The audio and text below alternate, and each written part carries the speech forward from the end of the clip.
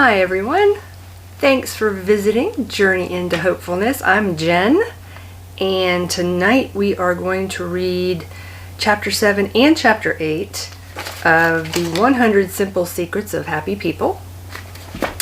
And Chapter 7 is titled Turn Off the TV. Television is a creamy filling that distracts us from the substance of our lives. I'd have to say that goes for all electronics. In today's society, it's just, I think, a way of life for most people that you just, we're so attached to our electronics. And it's easy to drown out the outside world and isolate ourselves with our cell phones, with TV, computers, with anything. And it really takes being aware of the fact that you're doing that you may be isolating yourself if you find yourself on your electronics for hours a day, and you're not out among other human beings, or you're not outside with anything living, breathing. If you find yourself totally focusing in this little area right here, and you're spending more time with an electronic device than you are with the outside world,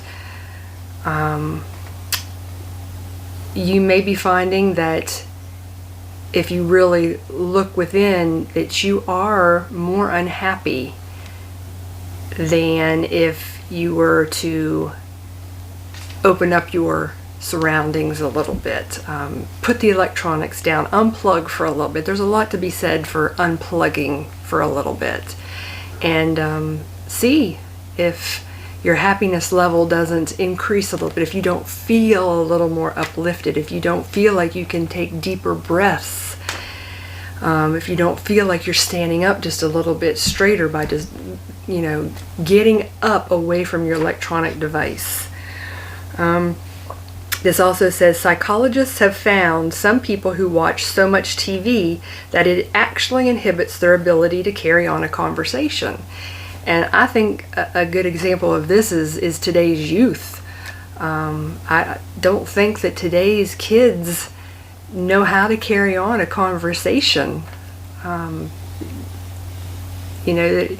They're just too easily engrossed in that phone or that computer or the TV that they don't know how to do that.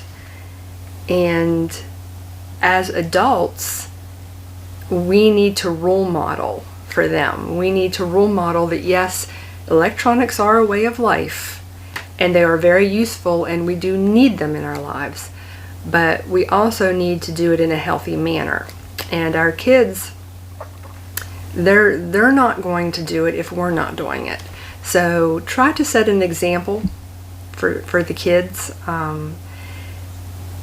Put down your electronics. Have an electronic free dinner. Put time limits on the electronics. There's only so much TV watching, and when you are watching TV, make it something that you want to watch. Don't just have the TV on as a babysitter. That's for both, the kids and for you. I'm not much of a TV watcher. I'll watch TV if somebody else is watching it, but if I'm here alone, I don't turn the TV on. I like the silence too much. I love to be able to just hear nothing, or I like to just hear the sounds going on around me, and to me having the TV on is noise. So that chapter 7 really didn't hit me too hard. It also says that watching too much TV can triple our hunger for more possessions, while reducing our personal contentment by about 5% for every hour a day we watch. And if you're watching TV with commercials, that's pretty understandable that you're going to want more material things. So, if you are a TV watcher, let me know if your TV habits are you watch something because you want to watch it, you're watching it to be educated, or do you tend to just have the TV on as background noise? And in your electronic use, do you find yourself using your electronics as a way to isolate yourself from other people, or to isolate yourself from the world around you? Is that something that you've even ever thought of contributing to your happiness or your unhappiness? Let me know. So we're going to move on to Chapter 8, and Chapter 8 is titled, Accept Yourself Unconditionally. You are not just the size of your bank account, the neighborhood you live in, or the type of work you do.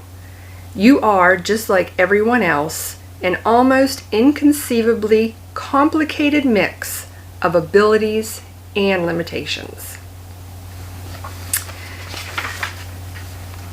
In a study of adult self-esteem, researchers found that people who are happy with themselves take defeat and explain it away, treating it as an isolated incident that indicates nothing about their ability. People who are unhappy take defeat and enlarge it, making it stand for who they are and using it to predict the outcome of future life events. I believe that,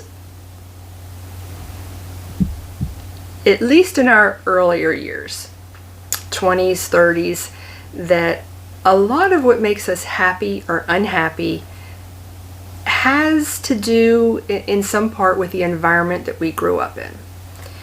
If you grew up amongst parents who were just never happy with anything, they griped and complained about everything, put other people down to make them look larger, never lifted anybody up, or just seemed to be miserable. I think that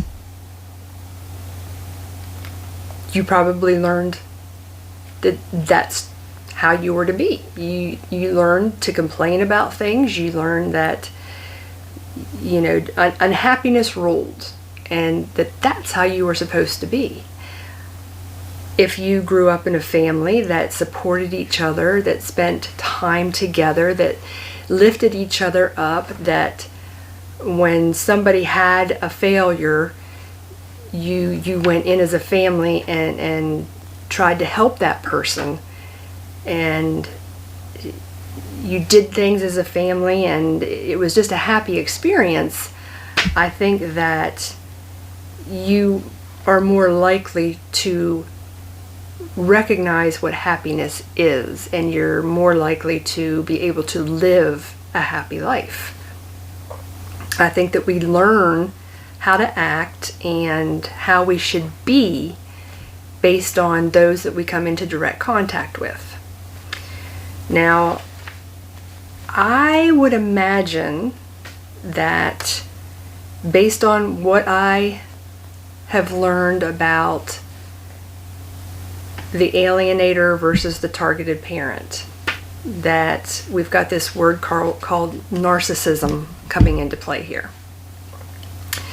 And if you've read about narcissists and you've read about the typical personality of an alienator, so I would imagine that our alienated children are probably living in an environment where they are learning that the alienator, the person in control, gets what they want by becoming angry and by inducing fear to get what they want. And that it's possible that our children see that as powerful, and when the alienator gets what they want, they become happy again. And it may be a false happiness, but I believe that our children may be learning this false sense of happiness and how to get what they see as happy. This control, and that you have to be angry, and that you have to put your ego first. And I feel that as a targeted parent, this is where it is crucial for us to truly learn what happiness is all about. That we need to show our children, because remember, our children are watching us. They are watching us through our social media. They're watching us any way that they can. And we need to be that light for them. We need to be that light that leads them out of the darkness of this false sense of happiness that they're being shown. And how we do that is, again, you have to come back to your purpose in life. You have to become your authentic self. Yes, we were defeated in a battle that we didn't want to be involved in. I'm sure that many of you never wanted to be in a battle over being able to be a parent for your children. I certainly didn't. But we also have to know that we may have been defeated in that battle, but we have not been defeated in life. Life is still presenting us with opportunity after opportunity to be happy and to live. And it is so, so very important that we are that role model for our children, that when they are looking at us, they're seeing that we are truly happy, that we are living, that we are surviving the bumps in the road that life gives us without anger, without resentment, without fear, and always with an open heart and open arms. I think that's one of the surest things to allow our children back into our lives. I truly feel that we are all very drawn towards people who are happy and full of energy and full of life, that they are their authentic self. As the targeted parent, we need to learn who we truly are and to allow our true happiness to show at all times. That's not to say that you're not going to hit those bumps in a road and you're not going to experience those times of unhappiness. We all are. But it's how we pick ourselves up after that we fall over those little bumps that our children are going to notice.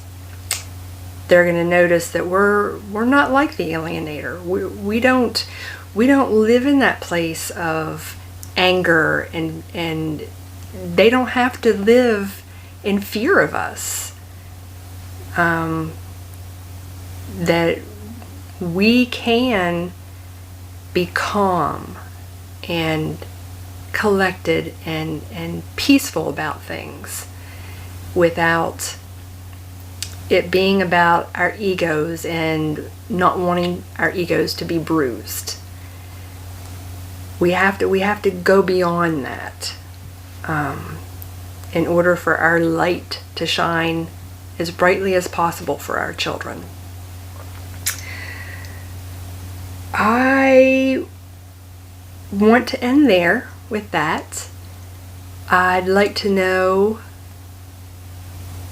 are you ready for your children to come back into your lives? Do you feel that you have reached that stage of healing, that if your child was to come back into your life, that you could leave the past behind and truly live in the moment and truly be your authentic self for your child. Have you reached that point?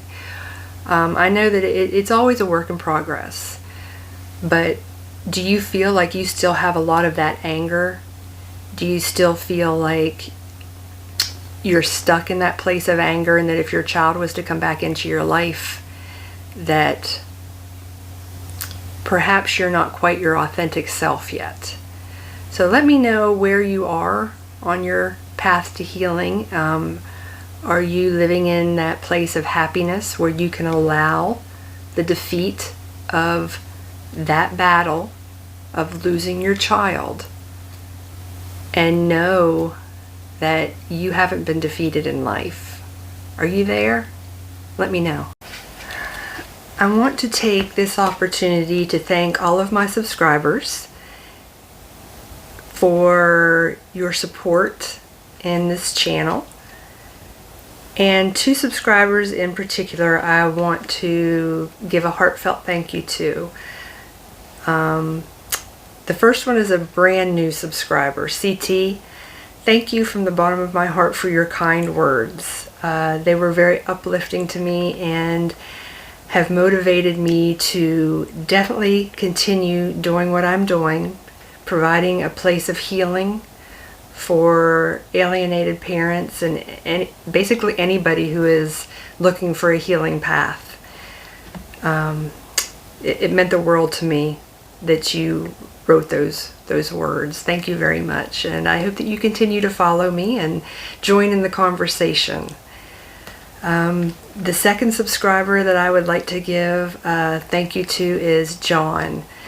John, you've been with me for a while and have supported me even through the couple of months that I didn't post anything. You came back and gave me words of encouragement, and I just want to let you know how much that meant to me.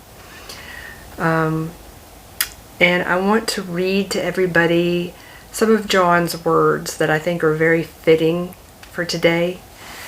John wrote in one of his comments to me, "Every day that I live happy and fulfilled while leaving the door wide open for my daughter to return to my life is one more day that I have won and one more day the alienator has lost."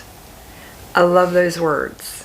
Love it. I love the fact that you know that living a happy and fulfilled life is the best way to keep the door open for your daughter and to be that light for her. Thank you so much, John, for your comments and your support. I do very much appreciate it, and I hope that you will continue in the conversation with me. I look forward to it. So I am going to end here, and I hope that everybody will return for the continuing chapters. This has been fun for me. It's been very therapeutic for me, and I hope that it is providing some healing for you as well.